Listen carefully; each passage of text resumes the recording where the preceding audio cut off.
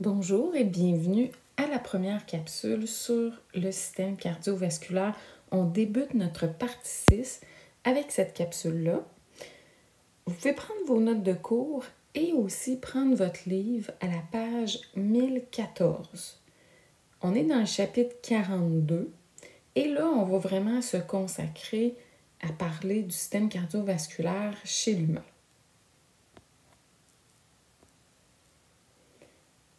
On va débuter par le système cardiovasculaire, puis par la suite, on va parler du système respiratoire.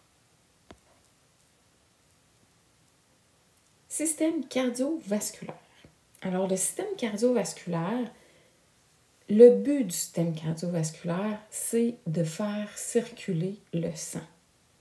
Notre cœur est vraiment une pompe qui fait circuler le liquide qui contient des nutriments et qui peut nous débarrasser aussi de nos déchets. Alors le sang est là pour alimenter les cellules et les débarrasser de leurs déchets. Un système cardiovasculaire, ça comprend un cœur qui va avoir des cavités à l'intérieur, puis on va aussi avoir les vaisseaux sanguins, donc si on veut, les routes, les tuyaux dans lesquels va circuler le sang. On va parler des artères, des veines et des capillaires. Et il y a le liquide qui circule à l'intérieur, donc notre sang.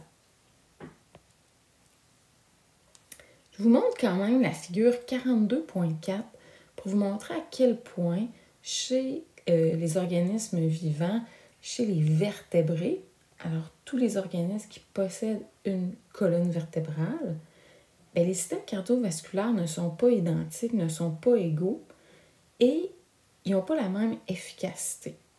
Alors, par exemple, chez les poissons, c'est vraiment ce qu'on appelle une circulation simple qui part du cœur et qui revient au cœur, tandis qu'ici, la circulation double, il y a une circulation qui est propre aux poumons et qui revient au cœur pour ensuite repartir et nourrir les autres organes du corps. Alors nous, chez les mammifères, chez les humains, on a exactement ce système-là double. Il y a une circulation qu'on appelle pulmonaire. On va partir du cœur et on va revenir au cœur en passant par les poumons.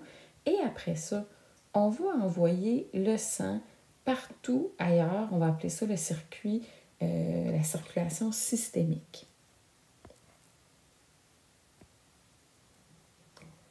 Vous remarquerez qu'on va beaucoup y aller avec les figures. Alors, je vais vous inviter aussi à lire dans votre livre en complément d'information. On s'en va à la figure 42.5. Alors, celle-ci. Là, on commence tranquillement à voir l'anatomie du cœur. On va la mettre en relation, l'anatomie, avec la façon dont notre sang circule dans le corps. Alors, le sang, ici, on voit la personne, elle est face à nous. Ça veut donc dire qu'ici, j'ai le côté droit du corps et ici, j'ai le côté gauche. Le sang démarre, si on veut, sa course dans le ventricule droit. Alors ici, on a l'oreillette droite, ventricule droit. Oreillette gauche, ventricule gauche. Et on a les principaux vaisseaux sanguins qui sont attachés au cœur. Le sang va donc quitter le ventricule droit pour être propulsé dans le tronc pulmonaire qui va se diviser en artères pulmonaires. Alors, ça veut dire qu'ici, illustré ici, c'est notre circulation pulmonaire. C'est le circuit pulmonaire. Donc, on quitte le cœur pour ensuite entrer au niveau des poumons. Et vous avez remarqué que le sang est illustré de couleur bleue ici pour nous montrer qu'il est riche en CO2 et pauvre en oxygène. Alors le sang, il faut qu'il aille se débarrasser de son CO2 au niveau des poumons et ensuite qu'il aille récupérer l'oxygène. Et ça se peut que vous entendiez un petit chat qui nous accompagne. Donc, le sang qui a fait le plein d'oxygène et qui a laissé son CO2 va sortir des poumons et va être renvoyé du côté gauche du cœur, donc au niveau de mon oreillette gauche, et va ensuite couler dans mon ventricule gauche. Et notre cœur étant une pompe, et là, la job du cœur, ça va être de repropulser ce sang-là pour qu'il entre dans la circulation systémique et qu'il aille nourrir toutes les cellules donc du haut de mon corps et toutes les cellules du bas de mon corps. Et ensuite, le sang va aller laisser son oxygène et récupérer le CO2 des cellules et il va être réacheminé vers le cœur, que ce soit des membres supérieurs ou des membres inférieurs. Alors ça, c'est notre circulation globale.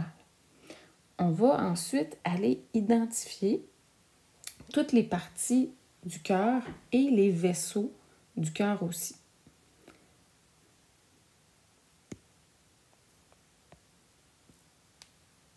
Allons voir l'anatomie du cœur de plus près, la figure 42.6.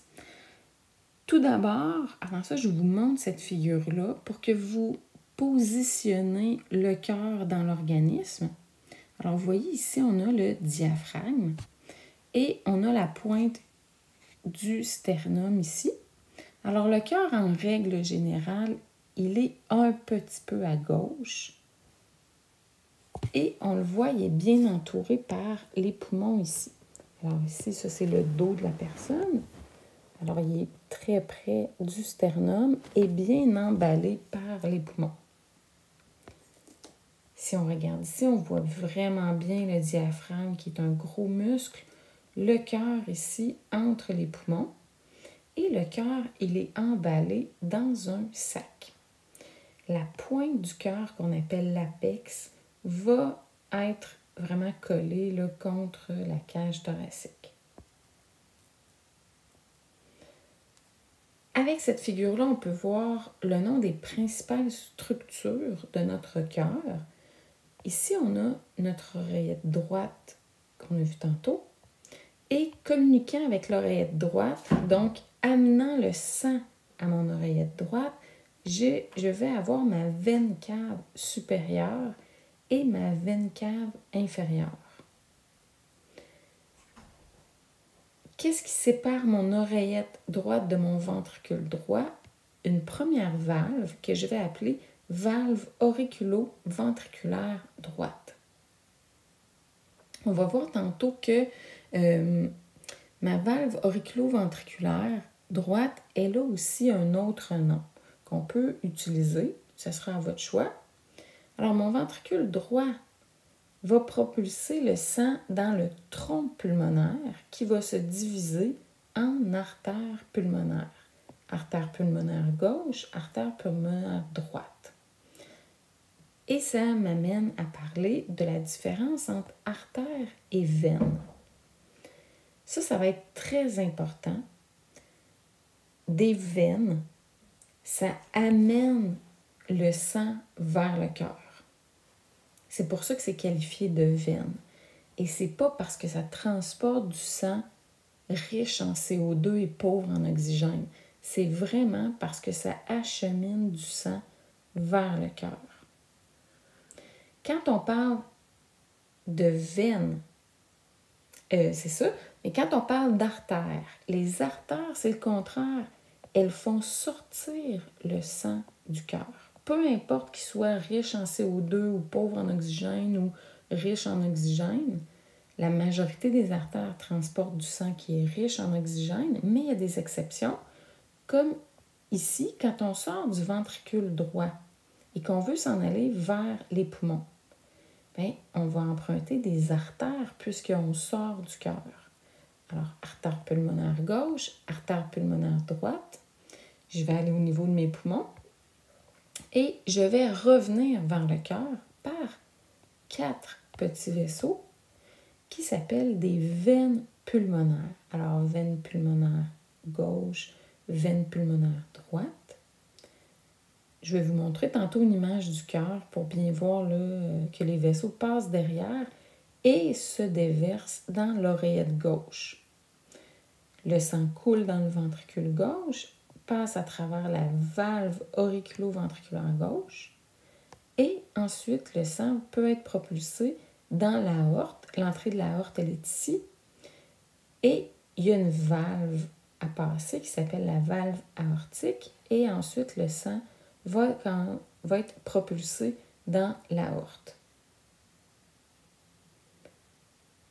Alors, ça fait le tour pour l'instant de l'anatomie des principales parties.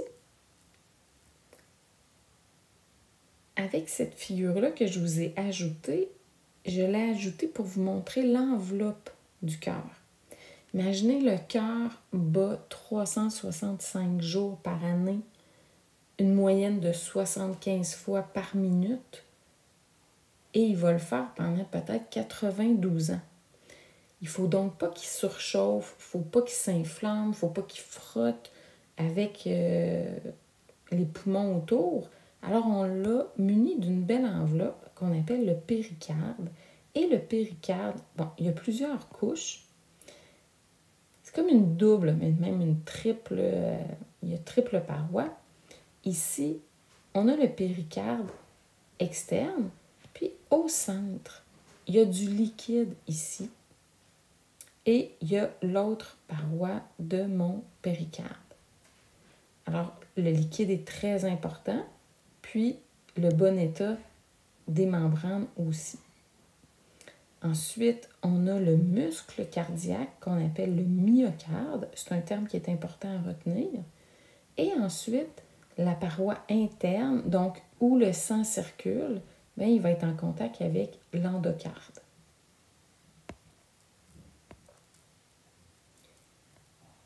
Et vous remarquez sûrement quelque chose de particulier quand on regarde le cœur au niveau interne, au niveau de ses parois internes.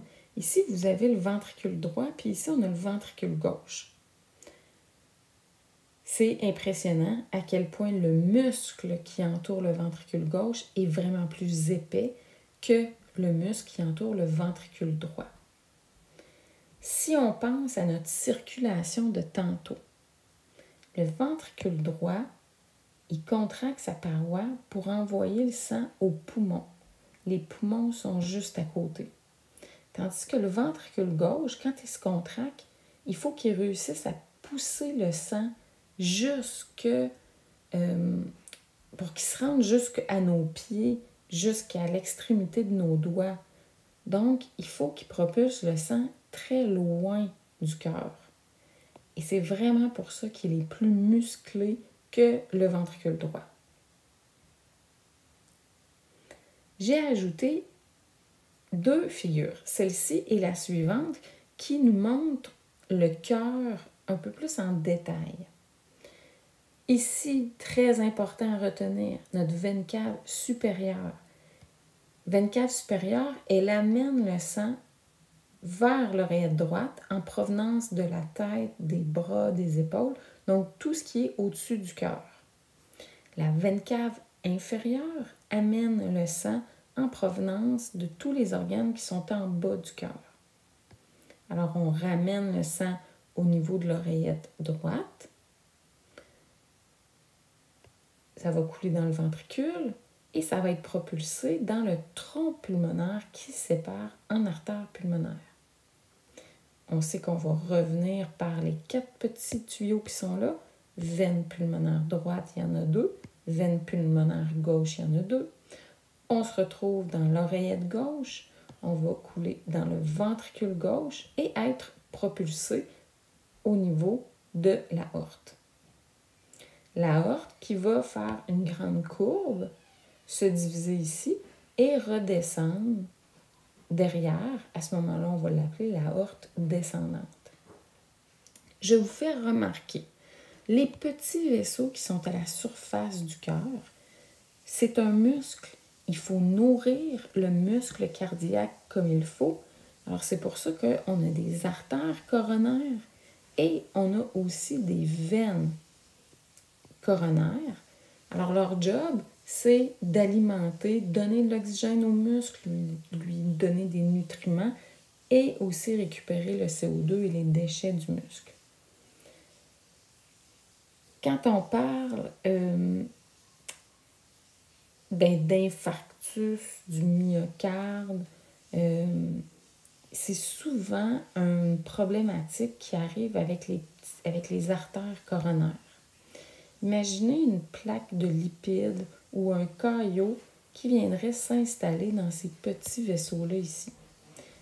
Si, admettons, on bloque l'artère coronaire ici, ça se peut là, que toute cette zone-là du muscle cardiaque manque d'oxygène, soit mal alimentée, et ça pourrait faire mourir le muscle cardiaque. Et c'est là où est-ce qu'on va parler d'infarctus du myocarde. Alors, c'est quand il y a une partie du muscle cardiaque qui manque d'oxygène et qui peut mourir. Et voici le derrière du cœur dont je vous parlais tantôt. On a notre veine cave inférieure, veine cave supérieure. Ça veut dire que ça, c'est tout le côté droit du cœur. Puis ici, on a le côté gauche. Et derrière, là, on voit nos artères pulmonaires, notre aorte descendante. Et ici, on va avoir nos 4 veines pulmonaires qui arrivent et qui vont pouvoir déverser le sang dans l'oreillette gauche. Et on voit un gros, le sinus coronaire, là, qui fait partie du système veineux qui irrigue tout le muscle cardiaque. Avec cette figure-là, on revient avec nos 4 valves. Alors, les 4 valves sont importantes à retenir. Et là, on les voit de dessus. Et on voit aussi qu'elles peuvent porter un autre nom. Les valves auriculo-ventriculaires, la droite, on peut l'appeler la valve tricuspide. Et on a la valve auriculo-ventriculaire gauche. Comme elle a juste 2 parties, on va l'appeler la bicuspide. Ensuite, on a valve de l'aorte ici et valve du tronc pulmonaire. Et vous pouvez aussi noter que ces valves-là, les deux, là, celle-là ici, on peut les appeler les valves sigmoïdes. Alors, ça se peut qu'on utilise ce terme-là aussi.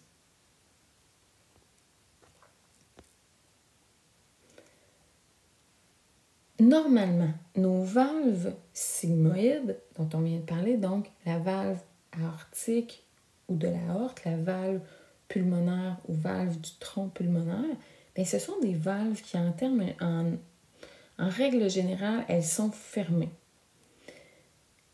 Mais quand elles vont s'ouvrir parce qu'il y a du sang qui va les forcer à s'ouvrir. Et avec leur forme, quand le sang va vouloir revenir sur ses pas, il va remplir les petites coupoles et ça va refaire fermer nos valves. Ça va être important quand on va parler de la révolution cardiaque. Pour l'instant, cette diapo-là, on la laisse tomber. On va le faire en classe, mais j'aimerais que vous répondiez à la question numéro 3 que vous allez trouver à la page 1014.